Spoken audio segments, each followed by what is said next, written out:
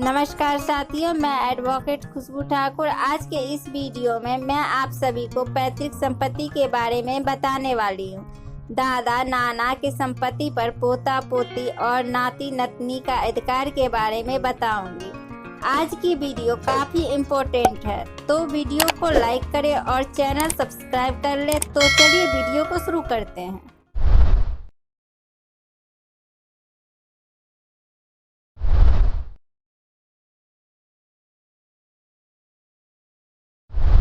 पैतृक संपत्ति क्या होती है? हिंदू कानून के तहत किसी भी व्यक्ति को अपने पिता, दादा या परदादा से उत्तराधिकार में प्राप्त संपत्ति पैतृक संपत्ति कहलाती है। यदि इसे दूसरे शब्दों में कहा जाए तो पुरुषों की 4 पीढ़ियों तक विरासत में मिलने वाली संपत्ति पैतृक संपत्ति कहलाती है। सबसे खास बात यह है कि पैतृक संपत्ति में हिस्सा का अधिकार जन्म के समय से ही मिल जाता है।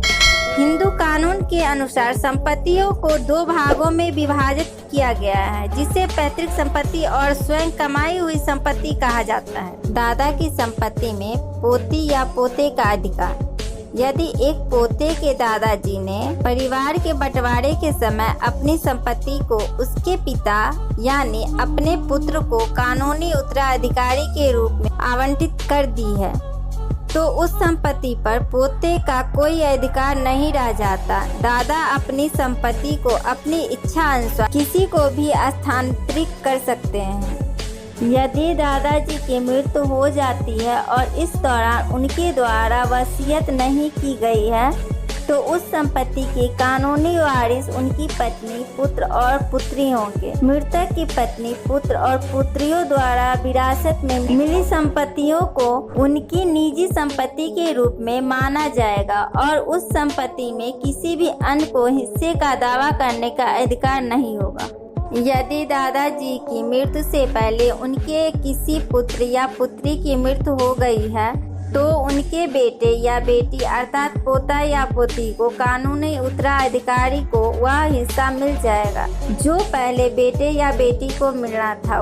यह बात स्पष्ट कर दे कि दादा के पोते को सिर्फ अपने पिता का हिस्सा प्राप्त करने का अधिकार होगा। यदि पोते के पिता जीवित है तो वह किसी भी हिस्से का हकदार नहीं है। नाना की संपत्ति में नाती या नतनी का अधिकार। सुप्रीम कोर्ट ने यह स्पष्ट कर दिया है कि हिंदू उत्तराधिकार कानून में हुए संशोधन से पहले यदि किसी लड़की के पिता का निधन हो चुका है तो भी लड़की के पैतृक संपत्ति में बराबर का हिस्सा लेने का अधिकार है, अर्थात बेटियों को उनके पिता की पैतृक संपत्ति पर पूरा हक मिलेगा। और यदि नाती या नतनी भीमा अर्थात पुत्री की मृत्यु के बाद अपने नाना की संपत्ति पर अधिकार जता सकते हैं, उन्हें कानूनी रूप से पूरा हक मिलेगा।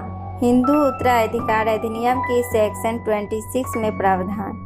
हिंदू सक्सेशन एक्ट की सेक्शन 26 में यह प्रावधान है, यदि कोई हिंदू व्यक्ति किसी दूसरे धर्म को अपना लेता है तो धर्म परिवर्तन के उपरांत भी उसके पास पैतृक संपत्ति पर अधिकार है।